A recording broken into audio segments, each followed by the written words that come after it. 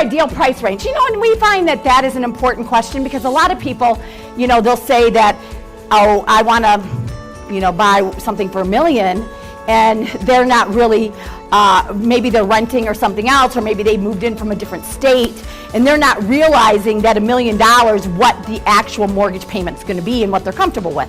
So that's, I think, why that question is quite important, to see what do they feel comfortable with? What do they feel comfortable with paying? So I kind of really know, not just asking them what is their, you know, what is their time frame, but I'm also getting into detail with them about their time frame, because a lot of the time what they tell us, you know, I want to work with motivated buyers, right? Ready, willing, and able to go right now. So now I'm asking him these questions, that his son is really graduating in June, so is that somebody who really probably is going to want to buy or sell, let's say, whatever it is, sell right now, buy right now.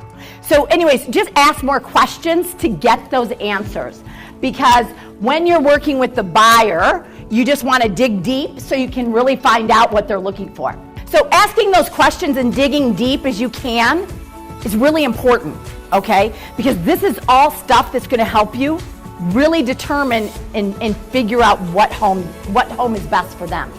What is the best way to communicate with you? Okay, which you guys probably already asked, but what is the best times to see homes, days and times? And what is the best time to communicate with you? Those are huge questions right there. Because now I know Tuesdays and Thursdays from 6 to 8 are the best time to see homes. They like anything after 5 that I text them, okay? And then I can call them if I can't get a hold of them through text. So I'm writing all of this down because I'm going to communicate the way they want me to communicate with them, not the way I want to communicate with them at the times that they want me to communicate to them. The thing is we're salespeople, right? So if they don't know us, what do they think? A lot of the time they don't trust us, right? Until they get to know us better.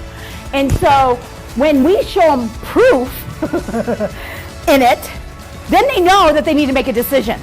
And that decision is either, right, that they're going to change their criteria, they aren't going to buy, and hopefully you're going to show them all the reasons why they are going to want to buy. Now, they know the market's changing. So it's harder for you than ever being a buyer's agent. Because now they're in their mind, they're thinking that, oh, the market's changing, the prices are going to come down, there's going to be more opening up. So you got to be really, really good at what you're doing as a buyer's agent in this market right now. And with it changing, you got to change all the time, right? And you're showing them other homes in that community, and that's exactly what you should do, is set up other showings in that community, no matter what, guys, no matter what. You can always cancel the showing, and especially if you can do in vacant homes and things like that, that's better, okay? But always, always, do not ever, in a property inquiry, if you're meeting them, always have other properties to show them. It's huge. Because also you're building a rapport with them, and you get them back in the car. What is on the internet is not the pictures, okay? They're not what you're I don't want you to eliminate or think anything of what's on the internet. So because I went over all this information, trust me. Trust me to do it for you, okay? And so try to get that. And she pushed back, which was good, because a lot of people will just buy right into it. Try to push back a little bit first before you go ahead and just start sending them properties over. You know what? I promise you, I am the one that's gonna get you in your home.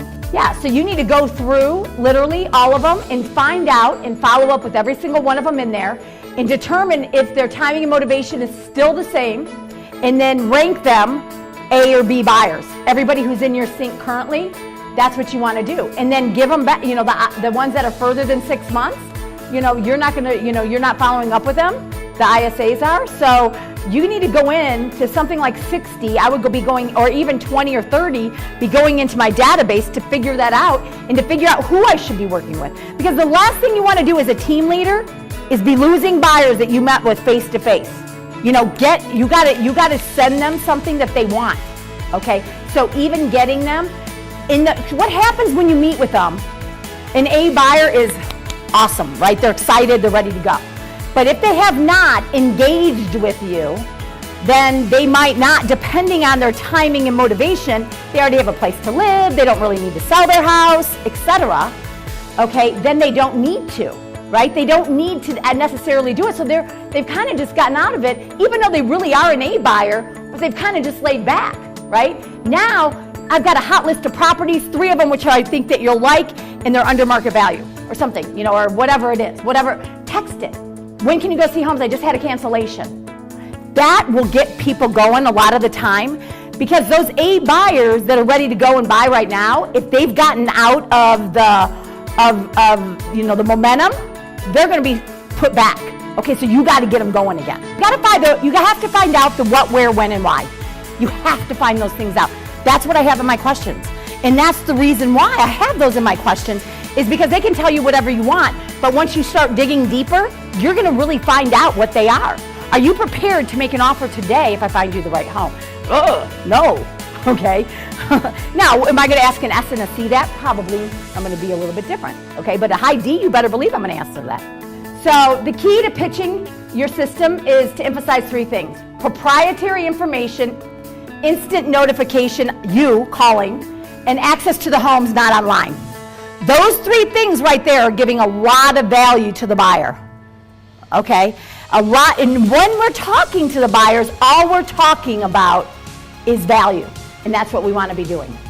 So at the appointment, the greeting, our agenda, start with what they came here for, recap the offer, discovery questions, determine what style makes them light up.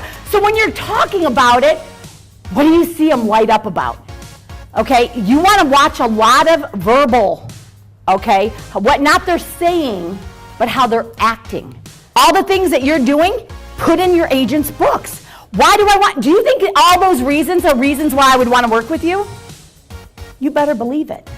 So now you're showing living proof of what and why.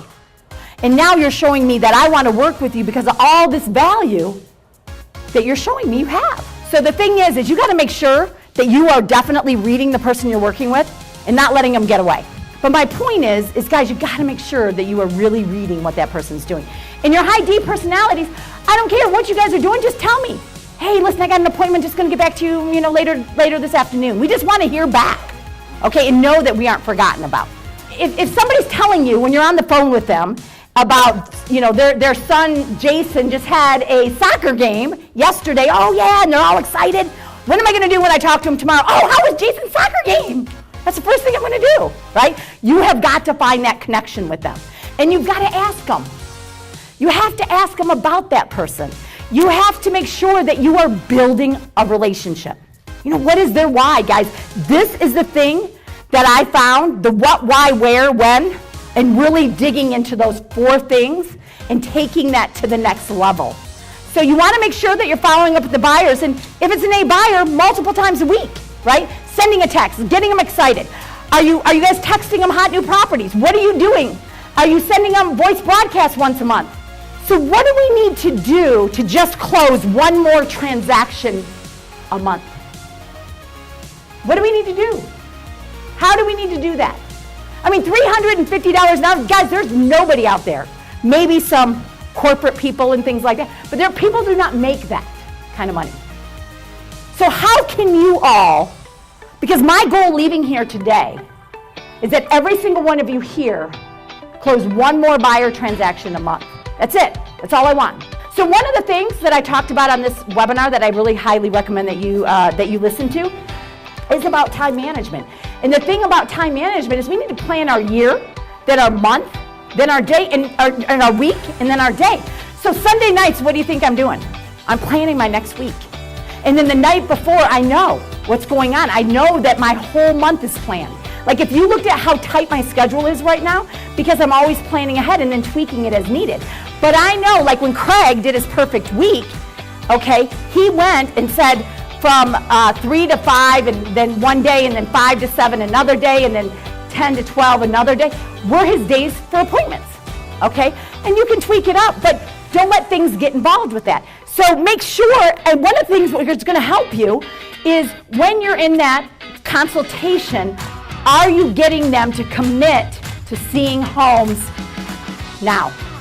Now, during that time, because of my what, where, when, and why, I'm able to determine, really, if they are, where their timing and motivation is.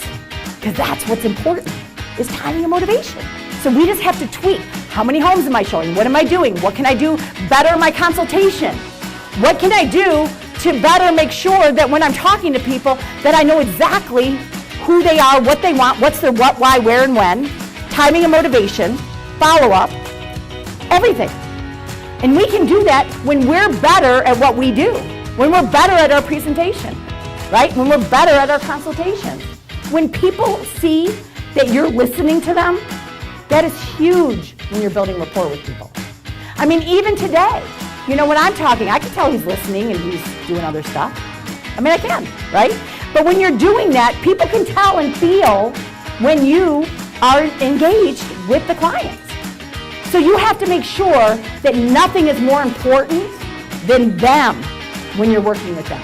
It's not taking other calls, and it's not, you know, looking at emails when you're talking to them and meeting with them. So it's always about them and making them feel special, and they're the only ones ever that you're working with. It's just as important that you learn the agent's personality as you do the buyer's. Just as important.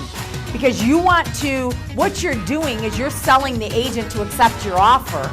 And you're also, when you're sending emails, what do you think the agent's doing with a lot of your emails?